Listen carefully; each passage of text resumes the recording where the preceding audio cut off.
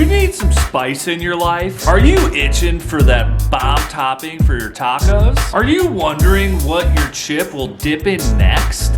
Aside, Bruh. Well, I got the dip for you. I just don't enjoy seeing people go to the store and buy like this avocado packet that you sprinkle in some things and do this and you get guacamole. Don't do that, dude. That's a dead giveaway, family. Howard rules, dude. Here's what you need to get started making your homemade guacamole.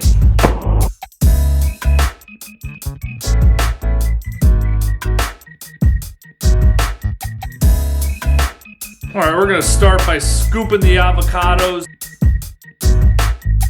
Go ahead and mash these up. We're gonna chop the tomato, jalapeno, onion, and cilantro and throw it in this piece.